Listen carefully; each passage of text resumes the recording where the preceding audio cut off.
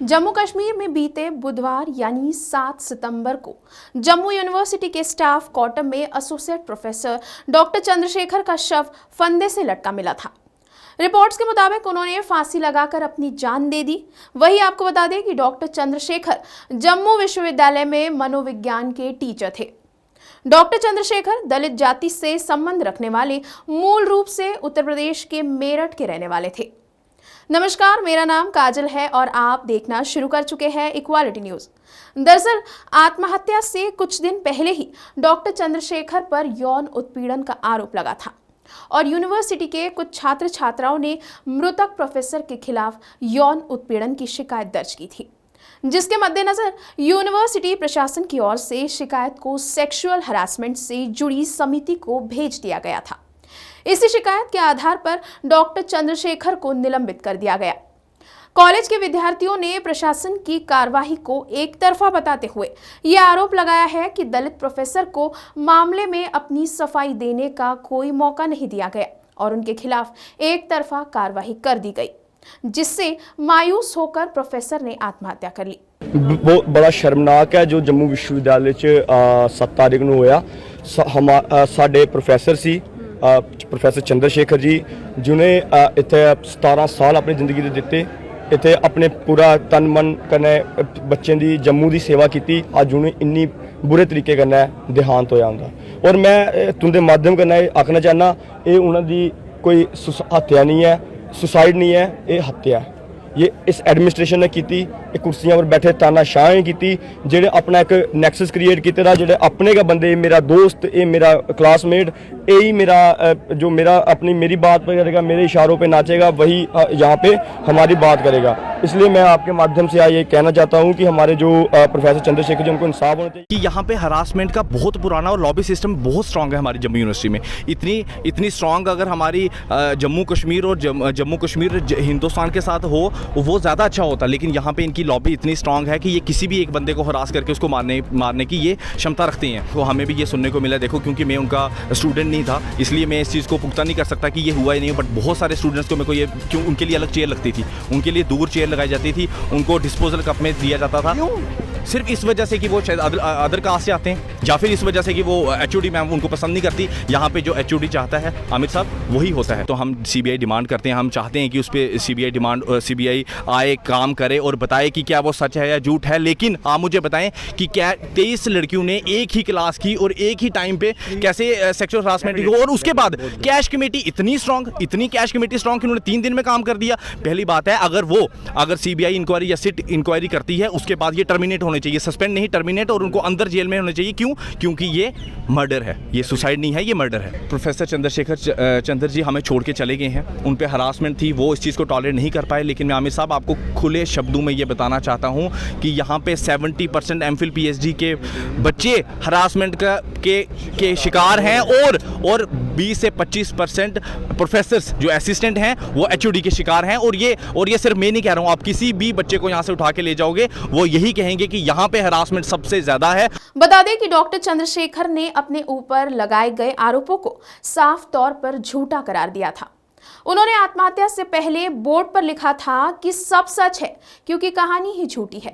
लेकिन अब डॉक्टर चंद्रशेखर के परिवार ने आरोप लगाया है कि जानबूझकर साजिश के तहत उन्हें फंसाया गया है और बदनामी के कारण उन्होंने अपनी जान दे दी।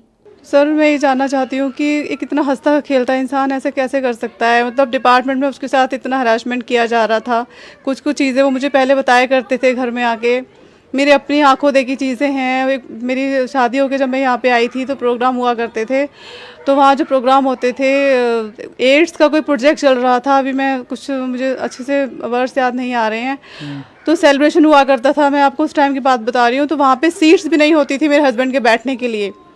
मैं बैठी हुई थी, मुझे अच्छे से याद है, मैंने उस टाइम साड़ी में गई थी मैं, तो टीचर्स बैठे हुए थे, मैम बैठी हुई थी, आरती मैम, खान सर थे, और लेकिन मेरे हस्बैंड की सीट के लिए चेयर नहीं थी वहाँ पे। ऐसा क्यों करते थे सर? वो हेड को पता होगा कि वो ऐसा क्यों करते हैं। हो सकता है कुछ कास्टिज्म हो, आप अच्छे से समझ सकते हैं। और भी सब चीज़ें थी कि मेरे हस्बैंड का भी पीछे सिलेक्शन वो उसके लिए अप्लाई कर रहे थे, वो सीनियरिटी के लिए उनका प्रमोशन होना था, तब वो उनको एक साइन कराने थे मैम से। तो मैंने उनको कॉल किया था किसी रिगार्डिंग, तो मेरे हस्बैंड कहते हैं मैं बाहर आया हुआ हूँ। उस टाइम भी मैम कहीं गई हुई थी, इंटरव्यू ले रही थी वो। मुझे ये चीज़ याद नहीं है कि वो किस जगह गई हुई थी।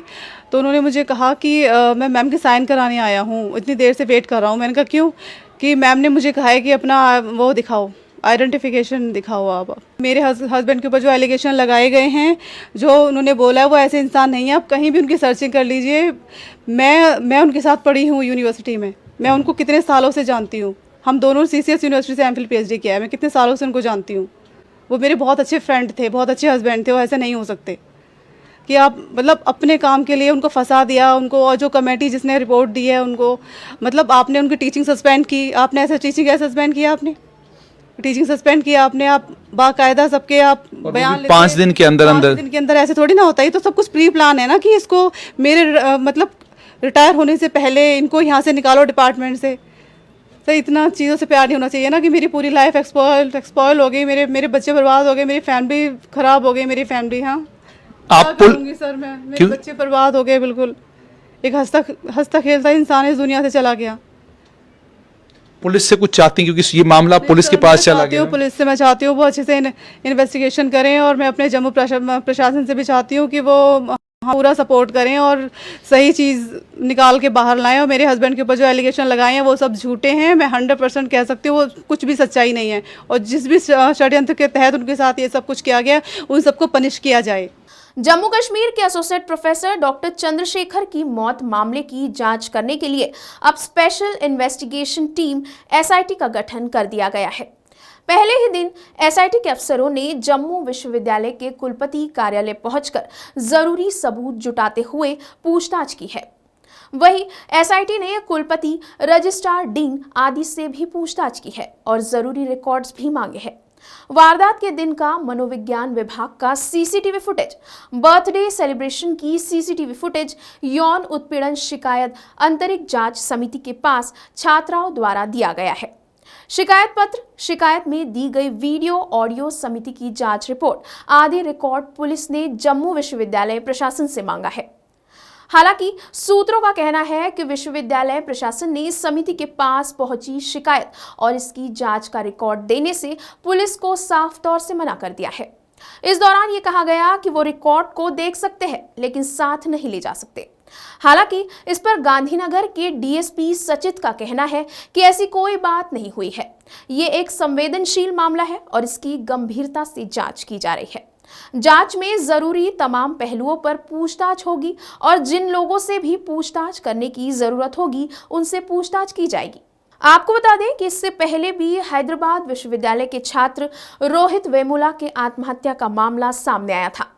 साथ ही मुंबई की डॉक्टर पायल ताड़वी के भी खुदकुशी का मामला सामने आया था, जिन्हें आत्महत्या करने के लिए मजबूर किया गया था। और अब जम्मू विश्वविद्यालय में दलित एसोसिएट प्रोफेसर डॉक्टर चंद्रशेखर ने भी आत्महत्या की है।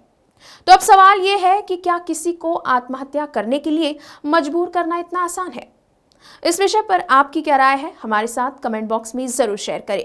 अभी के लिए इतना ही, फिर होगी आपसे मुलाकात। तब तक के लिए आप देखते रहिए इक्वालिटी न्यूज़। खबरों को और भी विस्तार से देखने के लिए आज ही हमारे फेसबुक पेज को लाइक और फॉलो करना ना भूलें। साथ ही हमारे यूट्यूब चैनल को सब्सक्राइब करें।